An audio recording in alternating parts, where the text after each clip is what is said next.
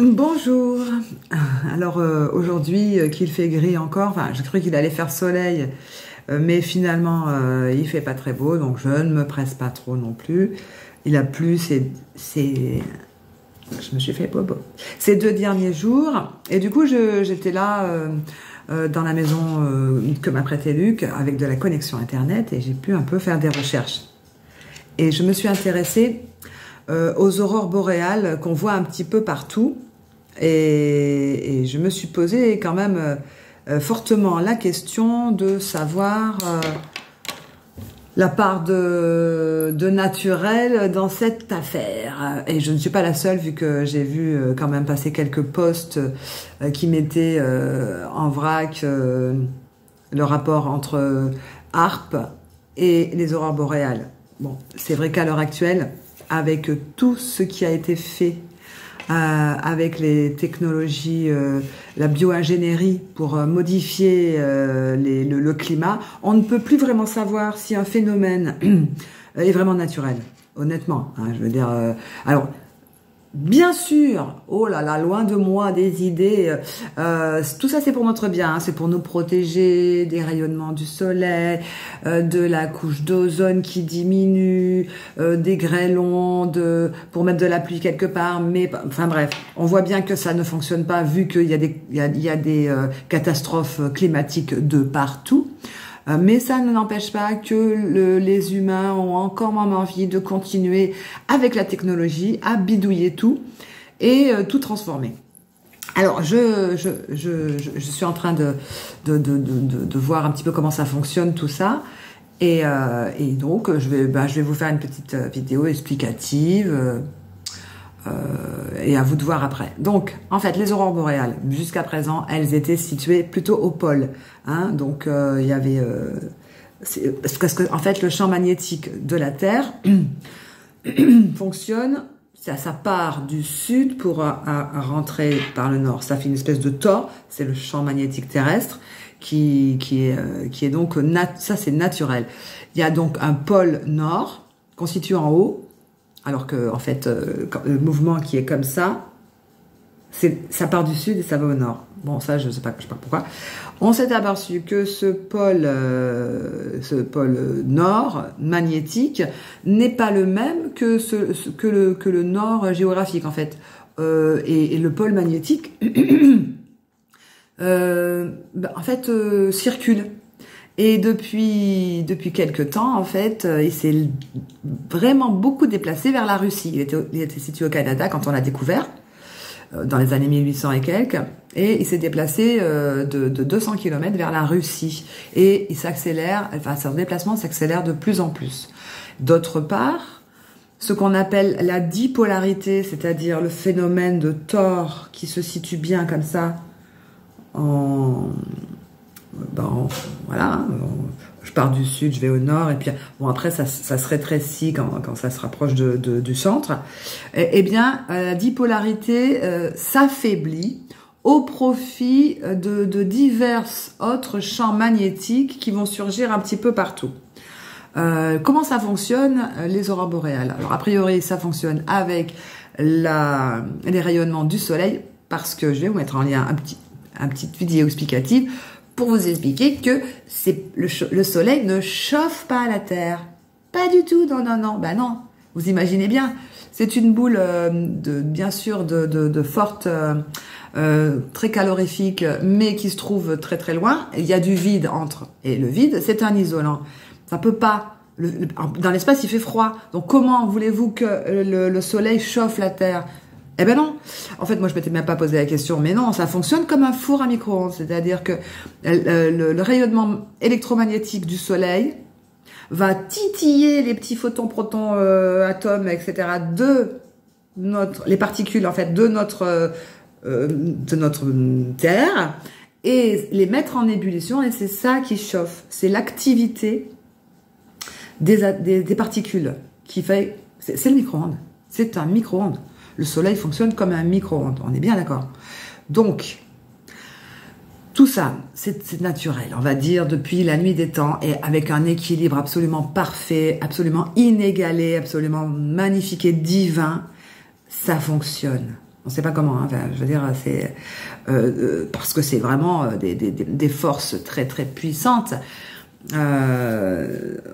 qui sont en jeu. Le magnétisme terrestre, on voit que des animaux ils sont sensibles. Ça gère toute la vie, la biodiversité, la vie végétale, animale et peut-être même minérale et tous les éléments. Puisque tout contient de l'eau et que l'eau est l'élément le plus sensible à l'électromagnétisme, tout fonctionne dans cet équilibre merveilleux. Et depuis 150 ans, les humains ont décidé, alors je parle pas de ce qui a été fait avant, par d'autres civilisations, tout ça, bon, non, c'est pas le sujet du jour, mais depuis 150 ans, on s'aperçoit que des technologies ont bidouillé avec les ondes électromagnétiques. On a commencé par l'électricité, donc voilà, c'est prodigieux, on peut éclairer quand il fait noir, mais déjà ça, c'est de l'ordre du malin, c'est-à-dire qu'en fait on détruit l'ordre naturel de la planète. On pouvait s'éclairer avant avec des bougies ou le feu éclairer un petit peu pour mettre en lumière, mais l'électricité c'est quelque chose de dangereux. Et donc après, il y a eu le bidouillage des ondes de radio. Donc en fait, la lumière, le son, c'est juste des ondes plus longues que la lumière. Donc en fait, c'est le même bidouillage. Hein. Donc ça, c'était dans les années 1900, 1920. Les ondes radio qui au départ étaient militaires se sont répandues sur la planète. Et il y aura des vues commerciales, tout le monde en a profité. C'est merveilleux, c'est le progrès. Sauf que, faut pas oublier que ça engendre forcément des perturbations. Il y a eu des lanceurs d'alerte de tout temps. Je vous propose d'aller chercher chez Rudolf Steiner, un des premiers lanceurs d'alerte à ce sujet, qui expliquait que ça peut provoquer de fortes choses, de forts déséquilibres en fait. Et donc on en arrive aujourd'hui avec partout dans le monde des antennes des satellites, des antennes qui répercutent des ondes électromagnétiques de façon complètement artificielle, qui forment un réseau comme une toile d'araignée sur notre planète. Comment voulez-vous que ce soit anodin? Forcément que ça a un impact. Alors, à quel niveau? Ce serait intéressant de faire des recherches. Parce que donc les aurores boréales, pour en revenir à nos aurores boréales, qui sont magnifiques, mais qui sont, à mon avis, pas tout à fait de bon augure, elles fonctionnent avec donc la réception des ondes du soleil et notre champ électromagnétique. Et donc en fait, à l'endroit où ça se rencontre, ça forme de l'électricité, ça fait des petites choses merveilleuses avec l'eau, en fait, puisque l'eau a à avoir là-dedans, bien évidemment, quoi. Et donc ça fait des jolies couleurs, c'est fantastique. Et maintenant que la dipolarité est beaucoup plus faible et qu'il y a partout des champs magnétiques naturels ou artificiels, et sur quel plan, et c'est là qu'il faudrait chercher. Moi, je suis pas scientifique, hein, je suis juste un petit peu, je me pose des questions. Et donc, maintenant, il y a des aurores boréales de partout qui sont, à mon avis, pas tout à fait naturelles.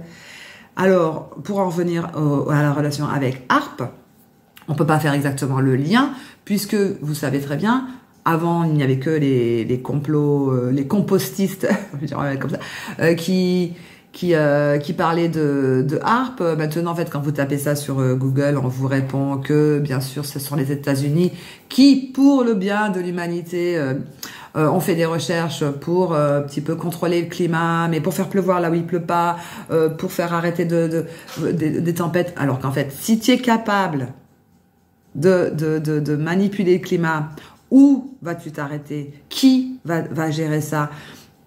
Quand on sait que ceux qui manipulent la planète comme une espèce de jeu d'échecs, et vas-y, moi je te fais un petit truc ici, et vas-y, que les marionnettes, ils en ont un peu rien à foutre de notre bien-être, c'est pas ça le sujet, c'est plutôt une espèce de pouvoir, des jeux comme ça. Donc, je vois pas pourquoi ce serait pour notre bien. Bon, enfin, ça c'est mon avis personnel. Mais en tout cas, il est intéressant de se poser la question. Nous sommes sur une planète magnifique d'équilibre, où on peut penser que rajouter des ondes magnétiques sur déjà un champ qui fonctionne comme un micro-ondes, ça peut être plutôt bien. Franchement, c'est une catastrophe. Donc, on sait que le champ magnétique terrestre se déplace et que tôt ou tard, il va s'inverser. Ça aussi, c'est pas. Alors, ça aussi, c'était des trucs de compostistes ou d'alarmistes ou de fous de Dieu qui te disent que la fin du monde, etc., machin truc. L'inversion des pôles, elle s'est. Alors, j'ai noté le nombre de fois que ça s'est produit. Alors, on peut le situer. J'ai des notes, c'est n'importe quoi. Ça fait frémir certains que je connais. J'ai noté des chiffres et je les trouve plus. Mais en fait, a priori, sur les... Voilà, c'est ça. La version des pôles a eu lieu 300 fois sur les 200 millions dernières années. Les 200 derniers millions d'années, ça s'est produit 300 fois. On le voit dans les couches tectoniques. Ça va dans un sens, puis après ça va dans un autre, la direction des particules. Parce qu'en fait, tout est aligné.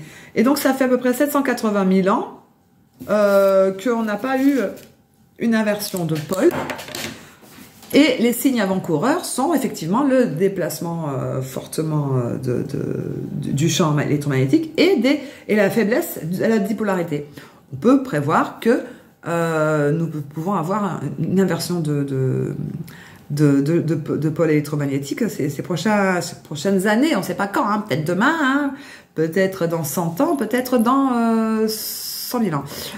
Mais en tout cas, je pense que tout ce qui se passe de façon bidouillée par les humains ne va pas faire pour arranger les choses, bien au contraire. Comment penser qu'on peut résoudre le problème en rajoutant ce qui l'a causé sur le tapis? Ça, c'est encore un truc. Donc voilà quoi. Qu'est-ce que j'avais noté d'autre qui pourrait être intéressant? Ah oui, c'était aussi pour revenir sur les champs électromagnétiques qui sont en train de changer sur notre planète et tout. Je reviens sur les animaux qui tournaient en rond. Vous savez, il y a un an ou deux, là, on en voyait partout des moutons qui tournent en rond, etc. Ça, voilà, c'est pareil, en fait, ils ont perdu l'orientation puisque eux, en fait, se basent. On a remarqué que les ruminants, les vaches notamment, sont toutes positionnées dans le même sens quand elles broutent. Et elles sont elles sont sur les champs du réseau Hartmann là, du magnétisme terrestre. Voilà. Et donc, effectivement, s'il y a des champs électromagnétiques qui commencent à être perturbés, bah, les animaux tournent en rond, les oiseaux perdent leur faculté d'orientation. On voit les cétacés qui s'échouent sur les plages. On voit les tortues qui ne vont pas retrouver l'endroit où elles sont nées, puisqu'en fait, comme le champ magnétique s'est déplacé, en fait, elles vont revenir positionnées par rapport au champ magnétique. Hein. Tout ça, naturel, pas naturel. On peut se poser la question, et je vous la pose, je me la pose, je vous la pose. Enfin, moi, j'ai ma réponse. Mais surtout, est-ce intentionnel? Est-ce qu'à un niveau, ça peut l'être? Je vous laisse avec cette interrogation, ce questionnement qui en est un vraiment, qui n'est pas de l'ordre de l'aberration. Franchement, je vais vous mettre des liens en dessous pour étayer tout ce que je dis. Mais franchement, on peut vraiment se poser la question, quoi. Alors moi, je ne m'extasie pas sur les aurores boréales, que je n'ai d'ailleurs pas vues. Mais pour moi, ce n'est pas... C'est pas super youhou, quoi, tu vois. Bon, allez, suite au prochain numéro, je vois qu'il y a un rayon de soleil, je vais pas tarder.